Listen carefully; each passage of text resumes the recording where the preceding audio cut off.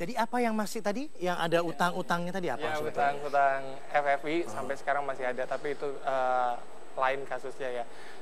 Pertanyaan saya, dari mana dapat informasi yang sedemikian akurat yang akhirnya kalian bawa? Sebenarnya bisa dipikir secara logik aja kalau misalnya kita nggak mau terlalu menggali-gali terlalu dalam, ya logik aja sampai itu tersebar ya mungkin kalau logika aku ya, karena kan aku juga nggak tahu itu dari mana asalnya.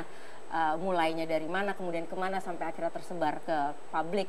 Saya rasa mungkin ada karena sekarang kan kita udah terbuka nih what's happening gitu kan, so maybe kita bisa mikir oh mungkin di dalam memang ada orang yang iri, yang mungkin tidak kebagian, tidak kedapatan sama sebenarnya kalau jadi akhirnya gue sebarin deh sekalian. Sebenarnya seharusnya yang pengen tahu banget dari mana itu orang dari pemerintah. Kalau kita bersyukur aja gitu udah keluar. ada. Tapi justru sekarang sebenarnya yang jadi pelajaran buat publik juga sebenarnya siapa saja bisa ngecek siapa orang yang dari pemerintah Indonesia yang berangkat ke semua festival, mau itu film, mau itu kuliner, mau itu fashion, mau itu buku, itu bisa gampang sekali. Buka websitenya, lihat guest list. Dunia sekarang transparan, you can see, cek the website, lihat guest listnya dari Indonesia, negaranya ya, namanya siapa aja, lalu ditelusuri apakah dia benar aktor, apakah dia benar produser, apakah kita kenal sama mereka, orang industri yang di Indonesia. Dan itu kan waktu nama-nama muncul itu kan, gue tuh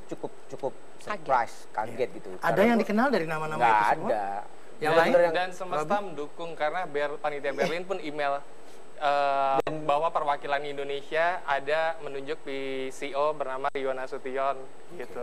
Dan emailnya kita save. Coba namanya diulangi lagi, Robin. Oh iya, nggak boleh nyebutin nama. Iya, boleh.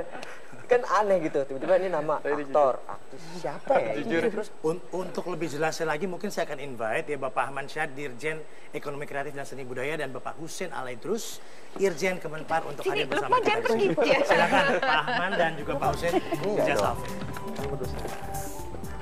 Selamat malam. Oh, Terima kasih. Nggak apa-apa, Lukman jangan kesini. Halo Pak Ahmad. Kita bisa, halo Pak Ahmad, selamat malam. Halo. Selamat malam, Pak. Nah ini kita pertemukan dalam suasana yang mungkin hampir tengah malam ya. Iya, nggak apa-apa. Santai. Semakin tengah malam biasa orang film semakin melek. Kalau semakin tengah malam orang film semakin melek. Iya, biasanya baru Jam 4 lah kita tidur. ini baru scene ke-7 biasanya film syutingnya. Jauh banget Kalau sinetron beda lagi, belum tidur tuh. Nah itu dia ya.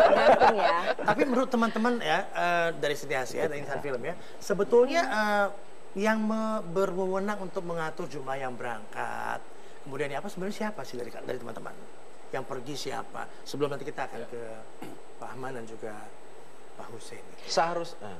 Seharusnya pemerintah memang sudah, kalau pemerintahnya gini, kalau seharusnya gini, yang menangani atau mengurus perfilman dan apapun itu ya di ekonomi kreatif adalah orang-orang yang seharusnya memiliki pertama knowledgeable tentang film, sehingga mereka tahu apa yang dibutuhkan untuk setiap ajang. Dan setiap ajang itu mereka juga harus tahu siapa orang-orang yang harus diberangkatkan. Sehingga kalaupun misalnya kepentingannya A, mereka tahu orang yang punya knowledge untuk itu siapa gitu loh. Tapi kalau misalnya orang-orang yang memang mengurus perfilman dan ekonomi kreatif lainnya tidak menguasai tentang film, ya agak susah. Tapi di negara-negara lain itu kementeriannya nggak ngurusin hal itu. Jadi misalnya pun Kementerian Ekonomi Kreatif maupun Kementerian Culture itu ada di Prancis yang namanya Unifrance atau di Korea yang namanya COFIC gitu ya lah ya.